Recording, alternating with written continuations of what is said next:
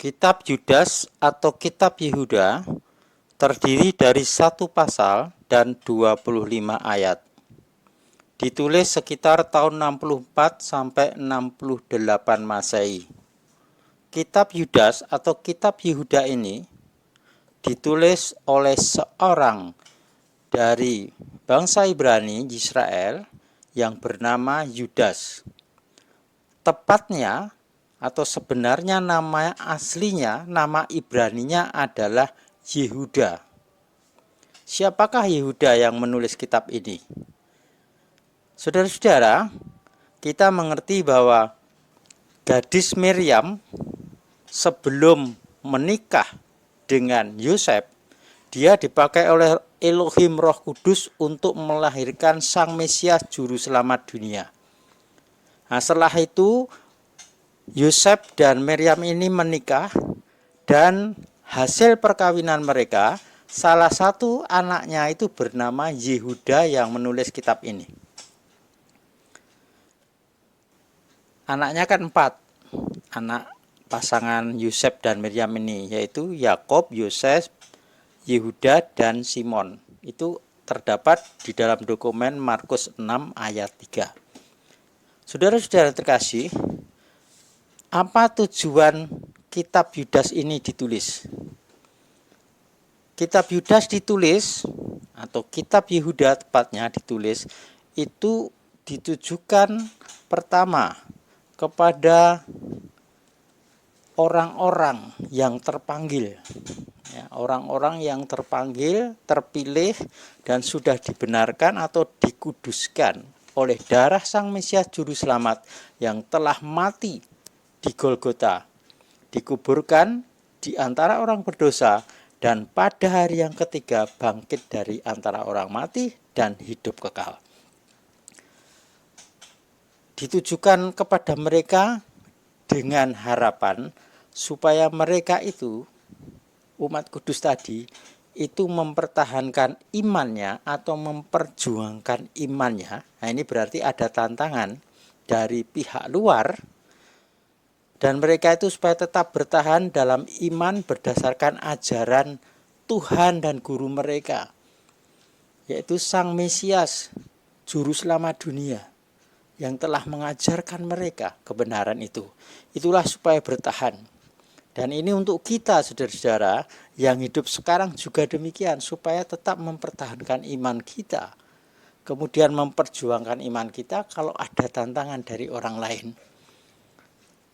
Kemudian isi dari kitab ini, kitab Yehuda ini adalah satu pesan atau teguran supaya jemaat yang ada tadi itu betul-betul waspada dengan keberadaannya. Karena apa? Di dalam kitab ini ditunjukkan bahwa ada tantangan yang akan menggoyahkan iman jemaat ini. Mereka yang membuat kekacauan atau disebut menyusup ke dalam jemaat kudus Tuhan, atau yang memang sengaja masuk, ya, mereka ini adalah orang-orang yang hidup tanpa Roh Kudus. Mereka itu menempuh jalan Kain, kemudian yang terjerumus kesesatan Biliam tentang upah kerja, upah pelayanan. Kemudian mereka ini, saudara-saudara, yang akan binasa nanti dalam perbantahan Korah. Saudara-saudara, apa ya yang mereka lakukan? Kalau kita jabarkan lebih lanjut dan dihubungkan dengan keberadaan jemaat yang ada dulu sampai sekarang, mereka ini adalah yang menjadi tantangan iman jemaat kudus yang diingatkan oleh Yehuda ini adalah mereka ini adalah para pengerja atau hamba-hamba Tuhan yang suka menggerutu. Nah, seperti Israel ketika dituntun dari Mesir menuju Kanaan, di tengah perjalanan tidak mau mengenal Yahweh Tuhan mereka yang menyelamatkan mereka, tidak mau percaya, tidak bisa bersyukur, tapi selalu menggerutu. Nah, inilah digambarkan seperti itu. Juga yang melakukan kekerasan fisik. Nah, saudara bisa lihat saja siapa hamba Tuhan pengerja yang suka melakukan kekerasan fisik, juga ancaman-ancaman. Kemudian mereka ini tidak tahu berterima kasih, tidak pernah merasa puas, berjalan menurut keinginannya sendiri, suka mengumbar janji-janji atau omongan-omongan besar dan kata-kata congkak. Untuk apa saudara? Mencari muka supaya dihormati, terkenal, dan selalu dipanggil untuk khotbah, dan mencari keuntungannya sendiri. Jadi ini bisa menjatuhkan sesamanya saudara. Berikutnya adalah mereka ini adalah para pengerja atau hamba-hamba Tuhan yang karena uang itu tega menyesatkan jemaat Tuhan. Dengan cara yang bagaimana saudara? Seperti kalau kita lihat di dalam kitab Yudas tadi atau kitab Yehuda, mereka ini mengizinkan jemaat untuk melakukan penyembahan berhala dan makan makanan bekas penyembahan berhala yang dilarang oleh Elohim, Tuhan Sang Pencipta langit dan bumi. Itu pernah terjadi saudara di jemaat Tiatira, seperti kitab Wahyu 2 atau kitab Gilyana 2 ayat 20. Kemudian mereka ini, hamba-hamba Tuhan atau pengerja ini mengizinkan jemaat itu melakukan percabulan dan penyimpangan seks. Seperti ditulis dalam kitab Yehuda 1 ayat 7 itu. Seperti Sodom dan Gomora, itu menunjuk penyimpangan seks saudara. Biseks, homoseks, lesbian, ya, itu contoh-contoh seperti itu. Jadi mereka itu menggunakan yang rohani untuk yang jasmani yang menyesatkan. Jadi hati-hati dengan ini. Bahkan ada gereja saudara persekutuan yang mengizinkan itu terjadi dalam persekutuannya. Bahkan ada pendeta yang memberkati perkawinan laki-laki dengan laki-laki atau disebut perkawinan homoseks gay ini. Nah, ini sudah menunjukkan seperti apa yang ditulis Yehuda ini terjadi. Kalau di dalam kitab itu terjadi di dalam jemaat Pergamus saudara, seperti di dalam kitab Wahyu 2 ayat 20, Wahyu 2 ayat 14 itu ditulis seperti itu. Tuhan mengingatkan ada seperti ini saudara.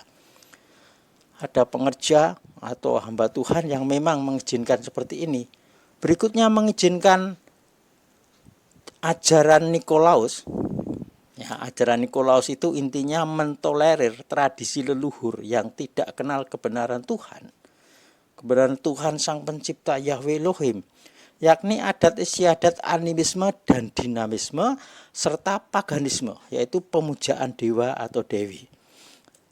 Kemudian hamba-hamba Tuhan ini juga mengajarkan hal-hal di luar kitab suci. Ya, yang mereka ajarkan itu untuk menarik banyak orang agar percaya kepada dia sehingga uangnya juga mengalir kepada dia. Ajaran mereka itu bersumber dari kepercayaan orang-orang yang menyembah dewa. Dari kepercayaan selain dari Tuhan sendiri.